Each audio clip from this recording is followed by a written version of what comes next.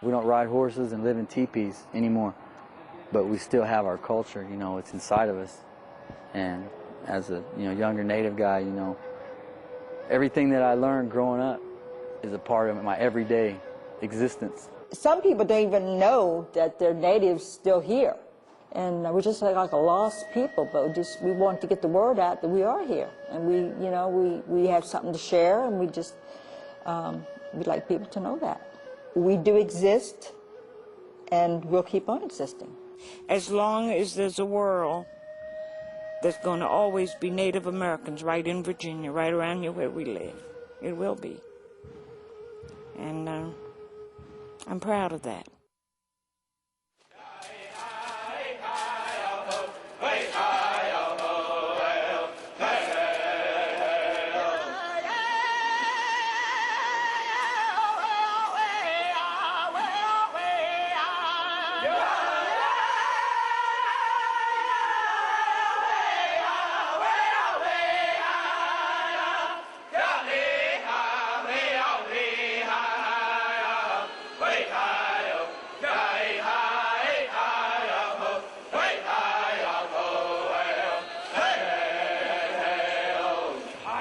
Most people have no idea that when the English arrived at Jamestown in 1607, that coastal Virginia was one of the most densely occupied areas in eastern North America, and also the Powhatan chiefdom represented one of the most complex societies in that remarkable expanse of territory if you look at their economic institutions, social and political customs, and religious practices. I am the great war horn Sonnycook, chief of the Pamunkey, the last existing remnant of that dominant confederacy over which our great Sachem Powhatan ruled. History and tradition furnishes conclusive proof that we are the lineal descendants of the original Pamunkey, the most formidable tribe of that great world-war Powhatan confederacy, who met the first Virginia colonists in America. We boast of the fact that we are the lineal descendants of the original actors of that world-renowned drama, the capture of Captain John Smith by O.P. Canoe, trial by King Powhatan, and rescue by Little Pocahontas. At the dawn of the 17th century, tens of thousands of native people made their homes in the lands we now know as Virginia. Today, the Commonwealth officially recognizes the descendants of 8 tribes: the Monacan, Chickahominy, Eastern Chickahominy, Mattaponi, Upper Mattaponi, Nasmond, Rappahannock, and Pamunkey. When the first English ships sailed up the James River in 1607, they were entering a small portion of the territory controlled by the Powhatan chiefdom. Bound together by ties of kinship and threat of force, the chiefdom included some 15,000 individuals from several tribes who owed allegiance to Powhatan, the powerful Pamunkey chief. Wahun Seneca was an early Henrico resident. He was born in what is today Henrico County at the fall of the James River. Wahun Seneca, the individual the English refer to as Powhatan, played a critically important role in events of the early colonial period in the Chesapeake region.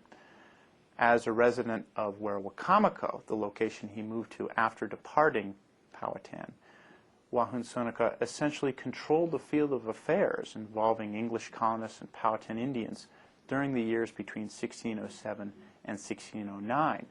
As an early chapter in the history of America, these years were critically important for defining what followed. There is no question that the beginning of the end of the Powhatan chiefdom occurred in 1607.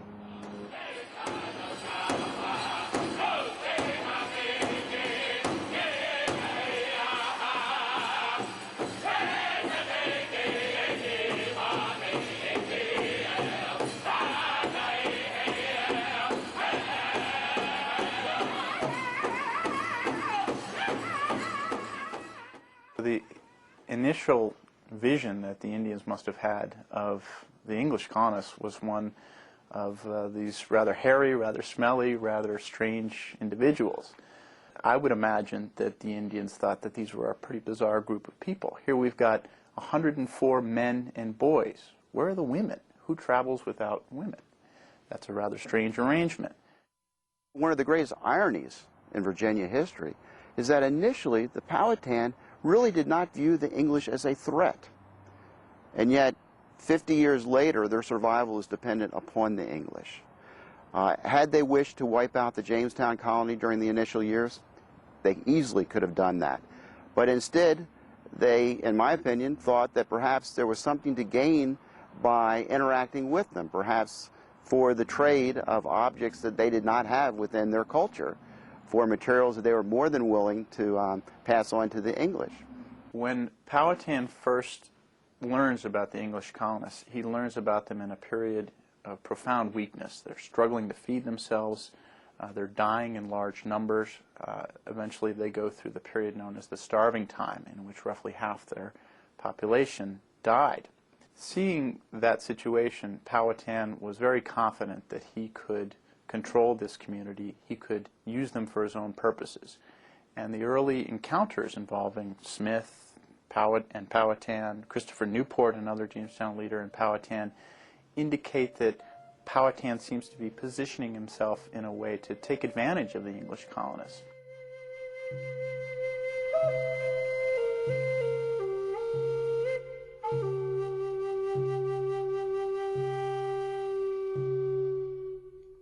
The European cultures are so different than the Native American cultures in terms of technology, particularly technology, but also belief systems were different, religious systems were different. The concept of ownership of land was different. It really threw a monkey wrench into Native American culture, and I think the Native Americans felt initially that they could handle this. Virginia's Indians have long enjoyed a thriving society and culture, with roots circling back over countless generations before the days of Powhatan. Traditions transcend time, reaching through the mist of history to touch the current day.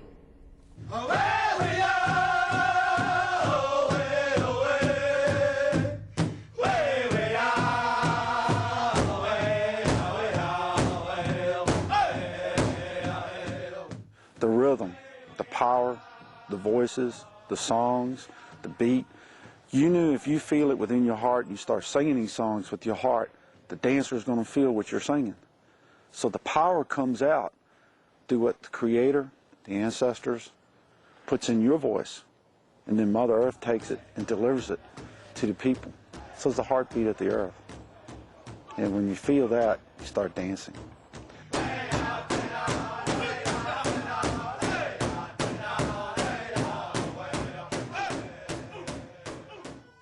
When we sat there in the beginning, we think about the people we got to pray for. Because the drum is that powerful to our people. It's not something you can conquer easily. You take the drum away and the drum still beats in our hearts, in our minds.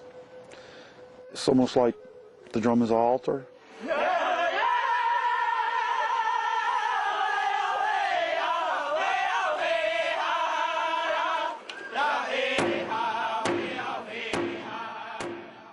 And we all put our hands on this drum, and we give a blessing, a tobacco, to honor our God as obedience to our God, to show Him that we wanted to come in a right way in His presence.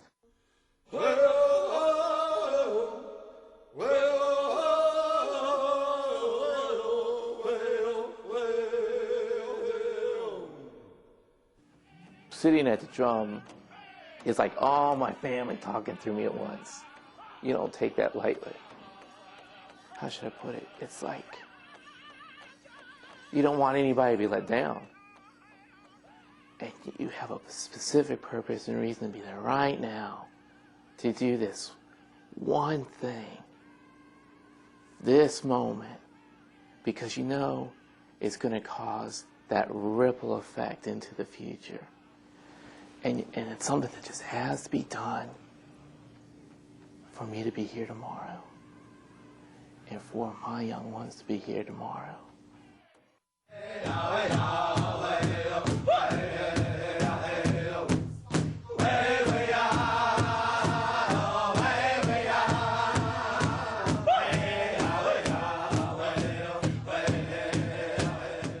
I feel like when I'm singing, like I'm connected to my past, to my grandpas and grandmas and ancestors, you know, a long time ago that made those songs. You know, I'm carrying on that tradition. I'm carrying on that song, that feeling, that good medicine, you know, that they sang the same way. You know, it makes me feel good.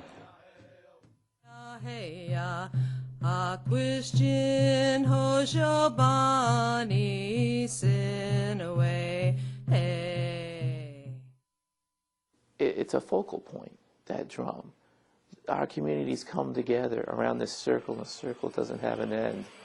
And we've come around this circle so that we never end. It's a place to focus our community. I think something that's so special about Native people is their view of history tends to be more circular, or the time has come for us once again to celebrate. And I think that the powwow is a kind of metaphor for that, of entering the circle and beginning to dance. That dance can symbolize many different points in history. And what's important is the participation in it and the reinterpretation of it to contemporary life. It's not static. It's not stuck in the past. It's history brought forward to the present day.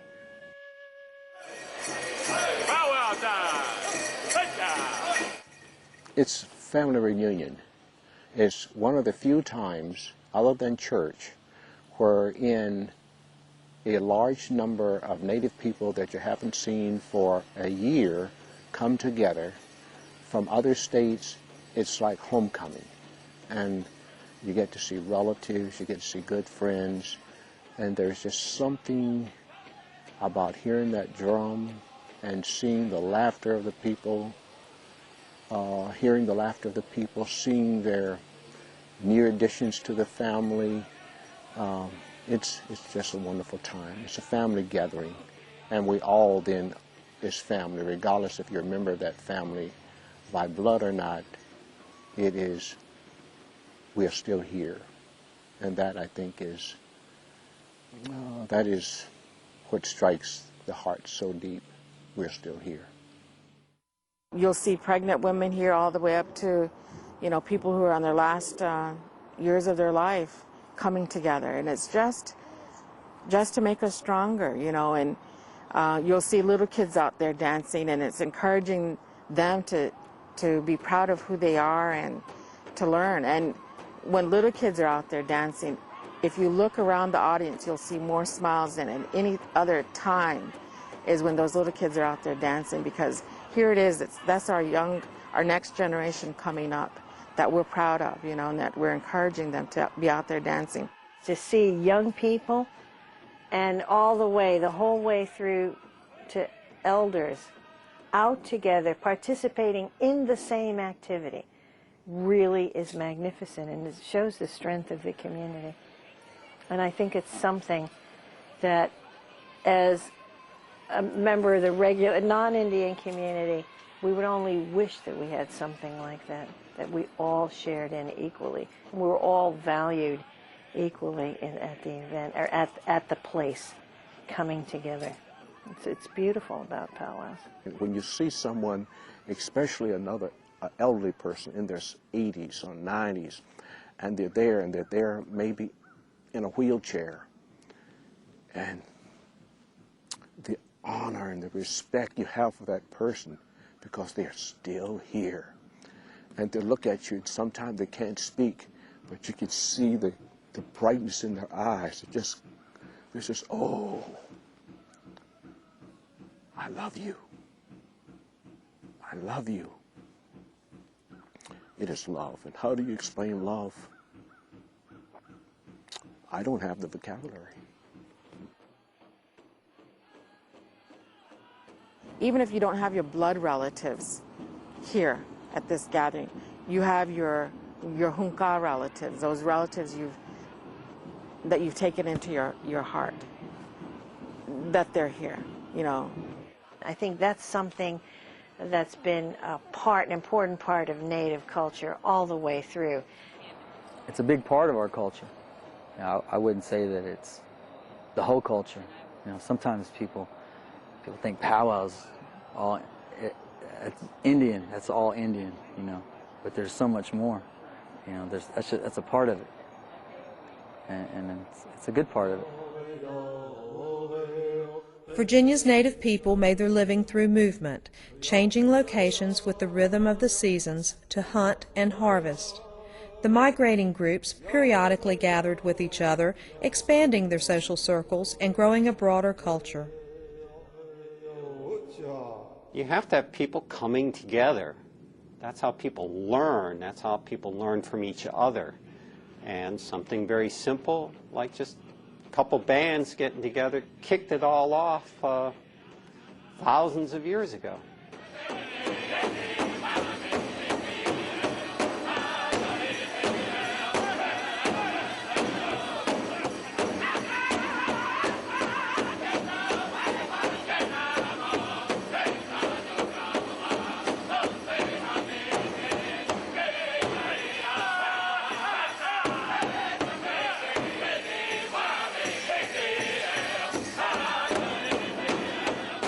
It's just a happy time. It's a dancing, singing, drumming, sewing with crafts, and it's just a happy time for people. It's a reconnection. Powwow is a community gathering. It's to bring all the people together, and it's to pass on the culture. So when you see the veterans entering, when you see the elders entering, they're there to pass the culture on to everyone else, from the little ones we call tiny tots when they dance in the circle, to the teenagers, to the adults. We're there to share and to learn from one another. We're there to encourage the tiny tots as they dance so that they feel proud of what they're doing, and they're glad to dance in the circle, and they're glad to participate so that they carry that on for the future. Yeah, when I go to the powwows and put on my regalia and dress my children and put their feathers on and wear the beadwork that we've beaded and that even family and friends have beaded for us, it's a great honor. It's a way of me honoring my ancestors, honoring who I am. It's a time where me and my children can be who we are, who the Creator created us to be. Because obviously in our world today, we don't do these things every day. We can't do these things every day. And it gives me a chance to shake off our European westernized ways.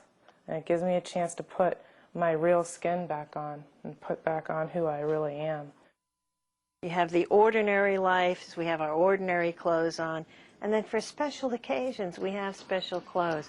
And it is in that putting on of the special clothes that it helps us change our frame of mind. When I get dressed, something comes over me, I feel beautiful. When I put my dance clothes on, I feel beautiful. And we will make comments like, we'll say so-and-so, and we'll say, you know, she's really pretty when she's danced in her dress clothes. She's more attractive that way than when she's dressed in modern clothes. You know, you can see that beauty come out in people when they get dressed. You feel better, feel good, feel beautiful. It is somehow through that actual participation and doing and walking and dancing that it brings things to life. It brings history and events to life, as well as in some ways the origin of some of this dancing that we see at powwows today. It has its roots in actual events in the past that may be a little bit masked to us as the viewer, but they are recalling and memorializing actual events, either historical events, treaties, battles, the movement of people, the receiving of stories, the receiving of wisdom, the interaction of one group to another are encoded in many of these dances. Over the course of hundreds of years, Indians developed a vibrant culture marked by diverse political, economic, and social customs. Far from discovering an uncharted new world, the English instead encountered a complex society that had been rooted in Virginia's lands for centuries. During the Archaic period, you have populations in the hundreds at its beginning, and by its end, we're now in the thousands of people living in Virginia. And this is very important in terms of understanding what happens during the next period, which is the Woodland period. And this goes from around 3,000 years ago on up to 1607 when the English arrive at Jamestown. It's during this period that we find agricultural life coming in, settled communities and villages and hamlets developing across Virginia, and populations perhaps approaching 50,000 by the time of 1607. So Virginia was a very densely occupied state or region when the English arrived in 1607, something we're very often not aware of or very familiar with. So many hundreds of years people have lived here, and our people have lived here, and just I'm walking on ground that they've walked on, and it's just awe-inspiring.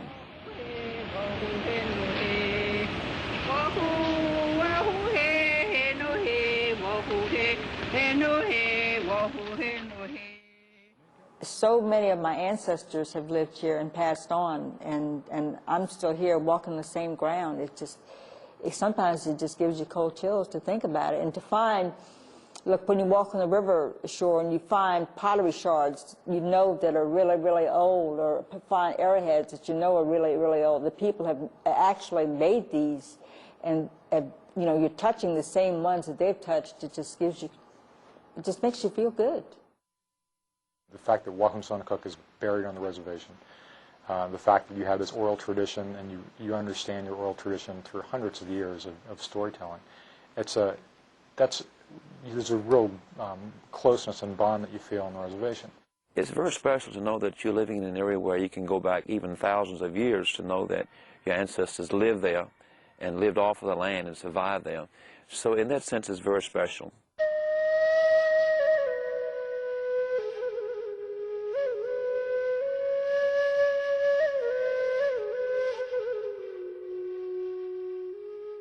Virginia, particularly coastal Virginia, was just an absolutely phenomenal area to live. We're in one of the largest estuarine environments in the entire world, and the variety of resources here that would have been available for living is just phenomenal. They number literally in the thousands, if not tens of thousands, whether you're dealing with plants, fish, shellfish, animals, and then, in addition to all those, you have agricultural products. With some very good agricultural soils where you find many of the larger Indian villages come the end of the woodland period. They were basically agricultural people. They farmed, and so they would clear off the land, prepare the ground to raise vegetables, and so they were basically agricultural people. And of course they hunted. They had plenty of game, the deer, the white-tailed deer. The turkey and other game they killed and for food. Plus they always set up their villages on the rivers, close to the rivers, so they had access to the fish. And so they basically did not have to move because they could maintain a living right where they had established their village, and they could live there all their lives without even having to worry about moving because everything that needed to sustain life was already there for them. Life for Virginia's native people changed forever after 1607. The establishment of Jamestown, allowing the flow of English colonists to increase from a trickle to a torrent, placed relentless pressures on Indian society and culture. The Powhatan chieftain was forced to confront this new challenge. It's interesting to contrast Powhatan's strategies with regard to the English, and we can see these at Wacomico in 1607 through 1609, strategies that hint he believed he could control the English colonists and really take advantage of them, so to speak. Those strategies differed dramatically from those of his brother Opechancanough, who inherited authority over the Powhatan chiefdom. In 1622, Opechancanough led an attack against the English colonists, an unsuccessful one. In 1644, he leads a second unsuccessful attack against the English. Opie Canoe seems to have recognized that these English colonists were not only here to stay, but they posed a real threat to the Powhatan lifeway. We also see in the early 17th century Powhatan's death. He dies in 1618. So put these things together, the death of the charismatic leader of the Powhatan chiefdom, the introduction of Orinoco tobacco, this very successful cash crop of the English colonists, and the influx of greater and greater numbers of colonists who were settling on lands that the Powhatans had been living in for years and years, and we begin to see the seeds of the Powhatan chiefdom's destruction. Virginia Indians could fight against the loss of lands and resources, but they possessed no means to contend with the colonists' most dangerous weapon, disease. Entire villages succumbed to measles, smallpox, and similar scourges. Ultimately, English germs proved just as lethal, if not more so, as English guns. By 1669, the native population had plummeted to a mere 1,800 individuals, down from a peak of 15,000 at the height of the Powhatan chiefdom just 60 years earlier. Their immune systems were just not strong enough to fight off. They had not been exposed to it before, and so as a result, many of those died off. And of course, Nathaniel Bacon didn't help the situation when he was determined to exterminate all the Indians from Virginia. When you really look at Bacon's rebellion, it was a terrible moment for Native people in Virginia. It really broke the back. It was the final straw that broke the back of the Powhatan chiefdom, which had pretty much stayed together from, we know, 1607 until Bacon's rebellion in 1676. One of the things that was done in the later 17th century was the creation of reservations. The Pamunkey and Mattaponi reservations. The Eastern Woodland Indians, Pamunkey specifically, were put on a reservation in the 1640s. So by about 1720, we were completely acclimated into the white society. We were dressing the way the whites dress, going to white churches, speaking English. So really our history, the Pamunkey history, is that we have been living and being part of the community since about the 1720s. But people still expect us to act a certain way.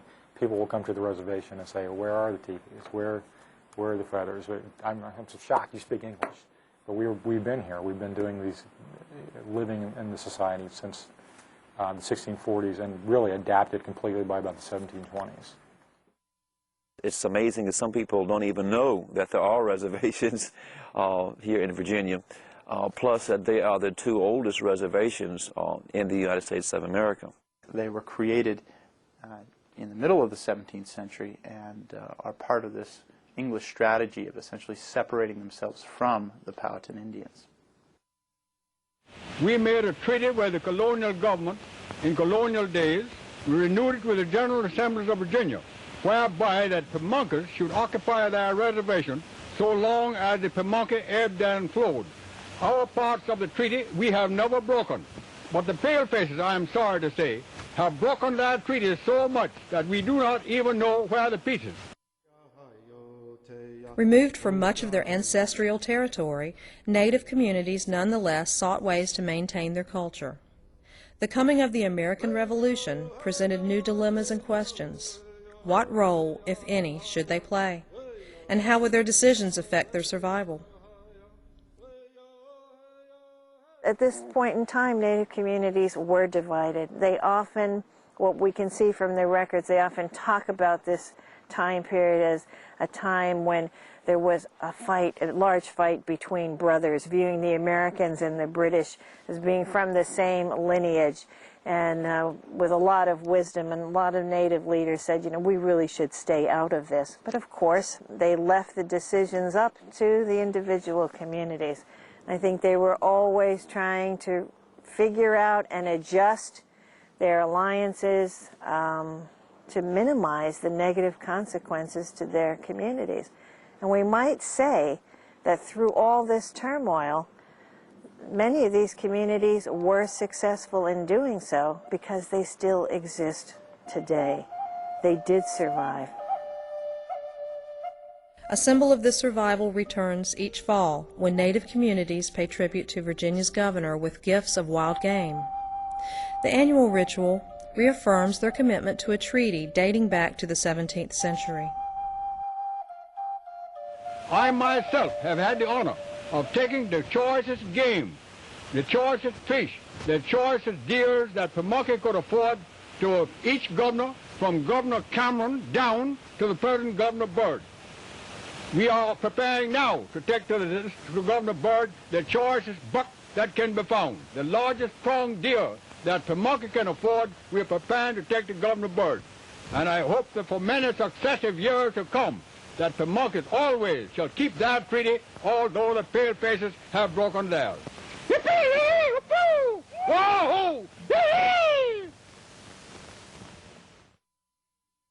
I think they did what they had to do in order to survive, to maintain, their culture and to maintain their identity. And that's one thing the tribes have had a difficult time, is trying to just maintain their identity.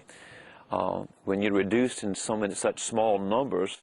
Sometimes the best strategy is to try to remain hunkered down in your community, what we might say today, below the radar, not have anybody identify you, know you're out there, draw you into any of the conflicts. Sometimes that was the best strategy. Other times the best strategy was to make alliances with one side or another, or with other Native people.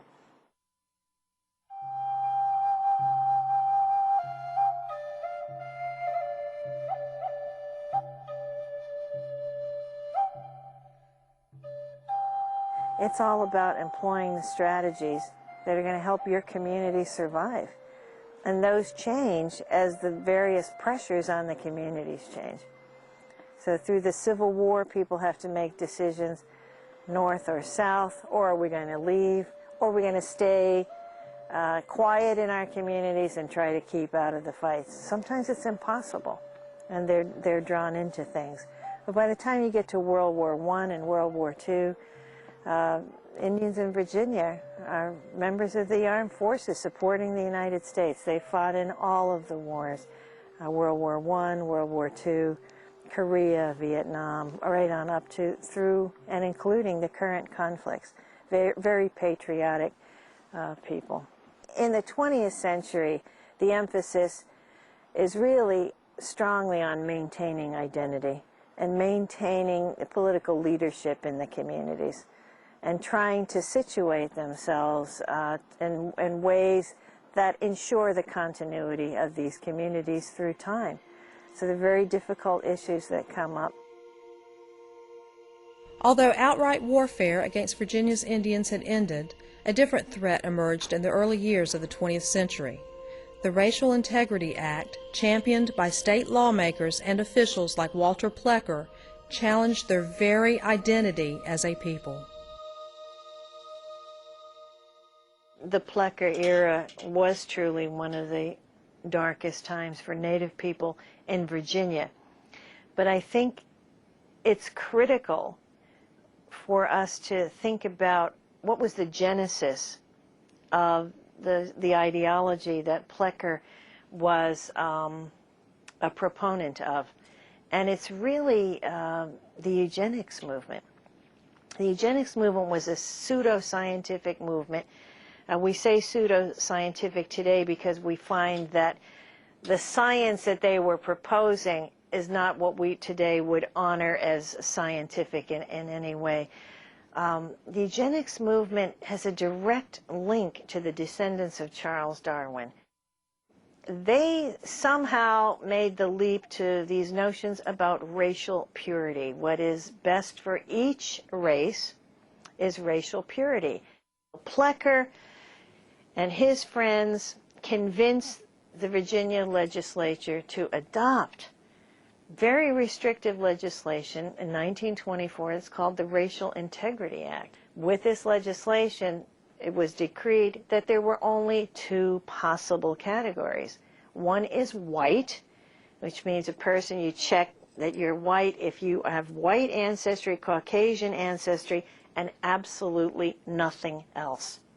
The other category is everybody else, and that's colored.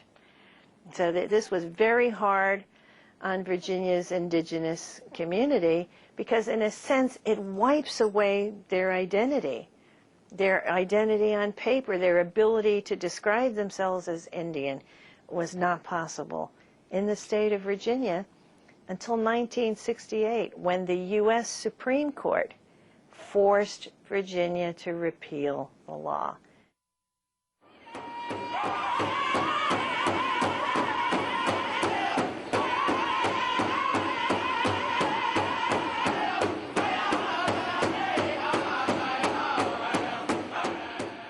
We're here now. We're at this point. You can't look back. You have to pull yourself up by your bootstraps. And things happen that are terrible things, and you have to deal with those in time and in history and work together as a group. Whoever committed them and the people who they were committed against. But the fact is that we're here now, and we have to make our lives the best lives we can make them. In this culture, there are bumps along the way. Walking out in Anglo culture, this foundation that I have creates moments of awkwardness, but I'm glad to have it because I know where I'm coming from. And when I say, oh, I'm sorry, I'll be away this weekend, I have a powwow to go to, and people look at me like I have 3 heads, you know, it's uncomfortable, but I know who I am and I know where I'm going, and I would much rather have that than forsake that. The story of Native America isn't the walk of woe is me. We're still here. We haven't gone anywhere. We're not going anywhere.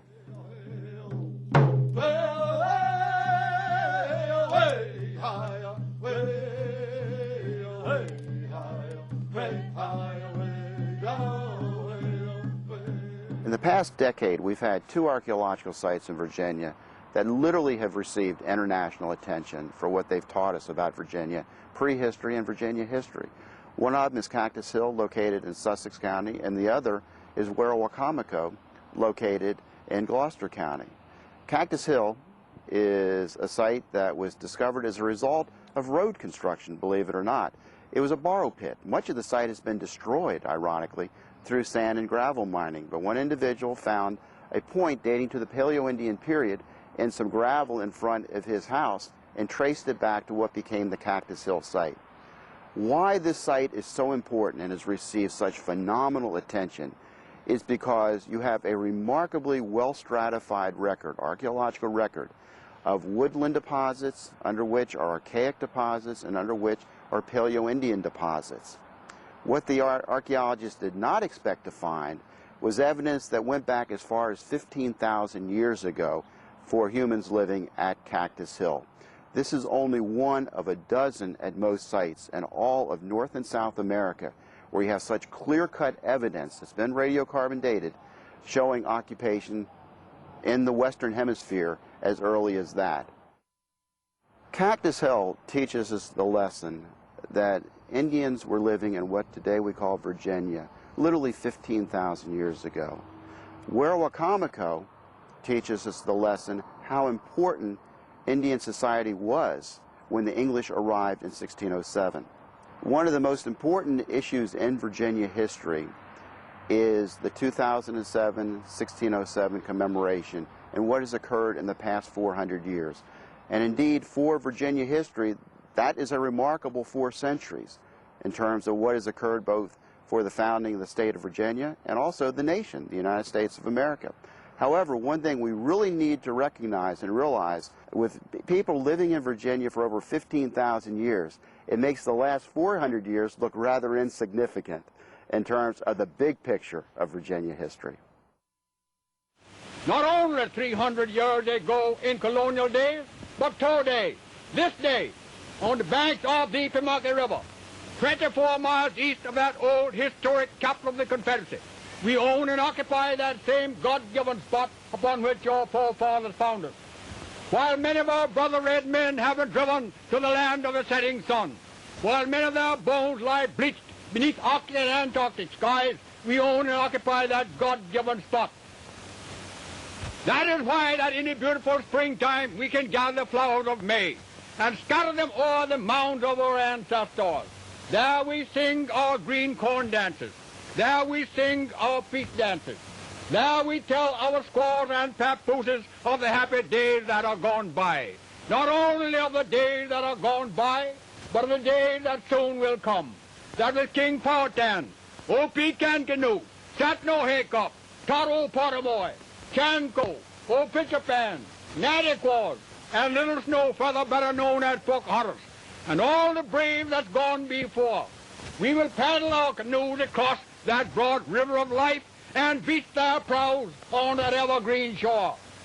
Now not only, now not only to smoke the pipe of peace, but to gather with pale faces and red brothers, smoke our pipes in peace, chasing the shadow deer and sitting down in the shade of the trees in our happy, happy hunting ground. A place like where Wacomico can help Virginia Indians today make connections to this ancient past, an ancient past that they've been disconnected from, in part as a result of the Plecker era, and in part as a result of being pushed off of their traditional lands.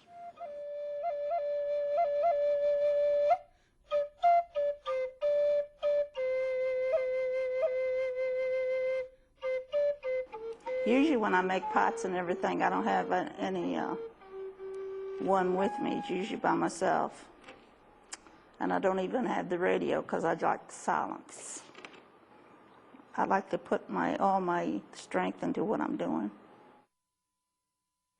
I'm beating the pot to get it much smoother. I don't want this pot to have air in it. And that's what I have to beat to get the air out of it. The first fired clay vessels were probably made in Virginia about 1200 BC. And then soon thereafter, they just took off. Lots of different shapes and sizes across Virginia. You have small ones, very nicely shaped small ones. Different types of surface treatment and temper and sources of clay. It was a cottage industry. You had tremendous numbers of these being made across Virginia. Different sizes, different impressions. So you had small vessels, you had huge vessels. Here's one, just the rim of what would have been a very large storage vessel. Probably would have been a couple feet high by, more than a foot across at the opening. Can you imagine what it would take to make a vessel like this without the potter's wheel? You can do whatever you want to with your hands that you would do on a wheel. I don't use a wheel. I like the clay. I like to put my hands in the clay. I've been making pots since I was about 7 years old. Some of these vessels were decorated. These are all just fired clay vessels. This vessel has a little bit of decoration along this collar. Quite a wide variety of vessels through time. I make pots because I enjoy making them. I don't dance or anything, so this is my culture, and I like to teach this to other people, that before I, go out of this world, I'd like to leave something to the younger people. And the pottery, I'd love to teach them how to make this kind of pottery, because most people don't know how to do it. But pottery it's been a good friend to me, and it's like my best friend. Once you have your hand in it, it's always there for you. And it relaxes you. It's like therapy. I love doing it. I love teaching it. I'd like to see more younger people doing this. If someone doesn't learn the art of making the pot, it's going to be a lost tradition, and that would be a crime. To lose the historical value of making pottery is great, and I'm really glad that I had the chance to come back to the reservation to learn how to make it. I'm painting a plate that I made from a mold, and I'm painting the Pocahontas story on it. These symbols tell a story, It's a Pocahontas story. It says, Indians, while hunting, discover white man standing in shallow water. Indians agree to kill white man at chief's seat. Indian maiden disagrees with Indians, wishes no harm come to white man, but good wishes. It's just the feeling that you have, the traditions that have been carried on for such a long time. Like, this reservation has always been natives living here, and the tradition of the pottery making, of the hunting, the fishing, everything that they did so many years ago is still here today, and we still carry on those traditions, and it's just a feeling that I just love it.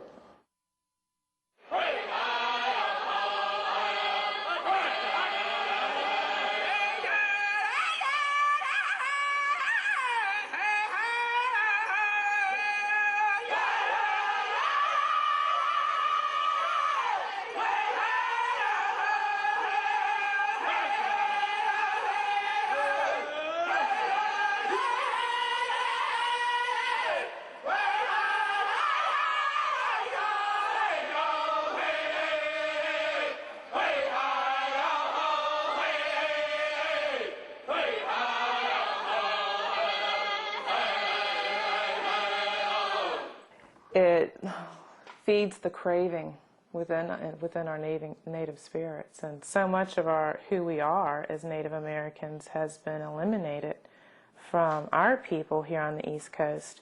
That is so important for I believe, for our families to bring these things back to our children. You'll see so many children, Native children, that are lost with who they are and where they are in life and where they fit in and how they function in life, because they don't have these things to do. And so it brings balance to their spirit and who they are. Yes. It's stuck. It's hard to put into words, but there's something desperately important about knowing who you are in a cultural sense and where you come from. It defies a clear scientific sounding definition. It's something you feel in your soul. It's something that every person has a hunger for. The difficulty is to find the right place to be in, to find the right people, to try to listen to the wind when it talks to you, the flute when it plays to you. Try to listen for the things that you belong to, and try not to get shoved out.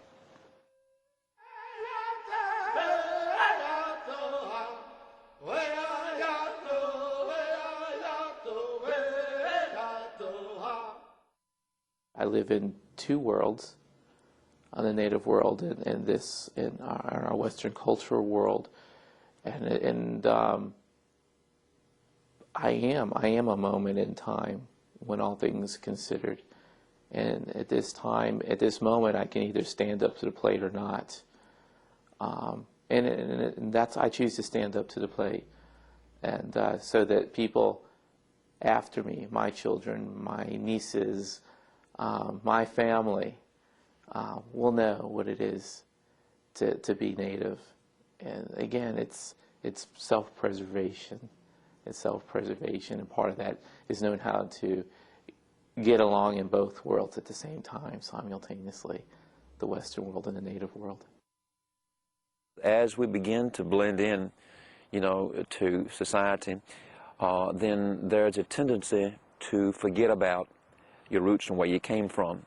And so the younger ones, unless it's passed on to them, would not even know anything about their history, about their culture, about their heritage. So I think it's extremely important that we pass these things on to them so they'll know something about their history. Otherwise, it will be a dying culture. It would be tragic for it to be lost. Tragic. We want to see our children have a kind of love and respect for each other and for all creation as we had and as we have. The elder is one who, because of the past experience, can make most logical decisions and direct the paths of our people for the future.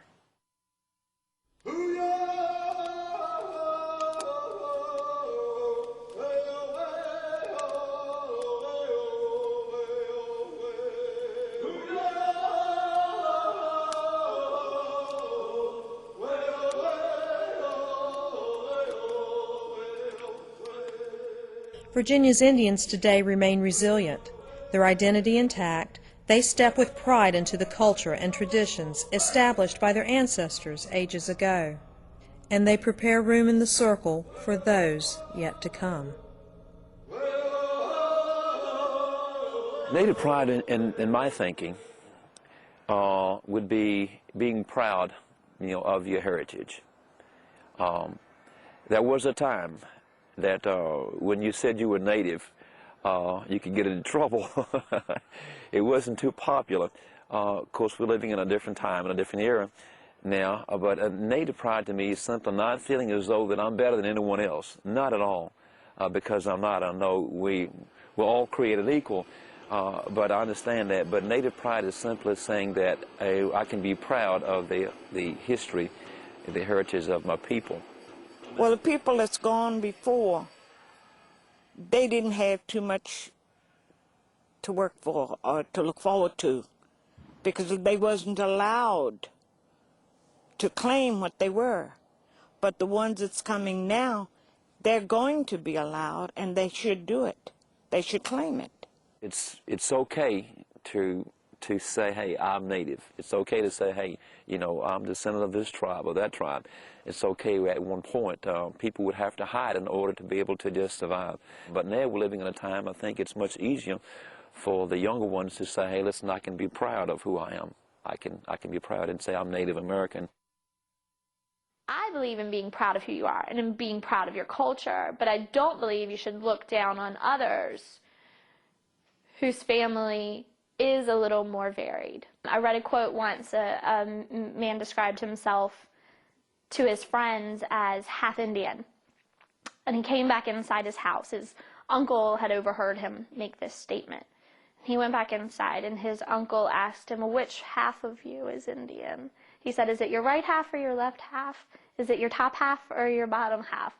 Which part of you is Indian? Tell me. And that really stuck with me, and I thought about that because when people see me, they don't see any native at all. They see red hair, and when I was younger, people knew it had to be my last name, but now I get asked so often, which Costello did you marry? You can't pour out your blood and say, here it is, Mattaponi Irish.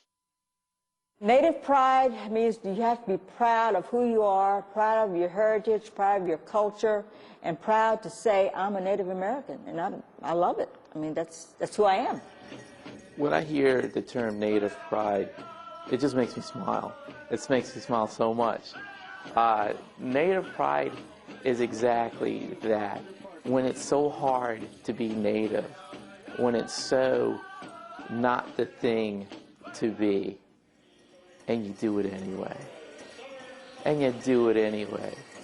When you do things that are specifically native, and you do them in a not specifically native environment, that's proud. I am very proud, and more so now than ever before, because of the fact I can see what value I am to that complete circle of being native, because now I'm able to pass on those things that I experienced, those things that my forefathers, my grandfather experienced, my grandmother experienced, onto my children and to my grandchildren.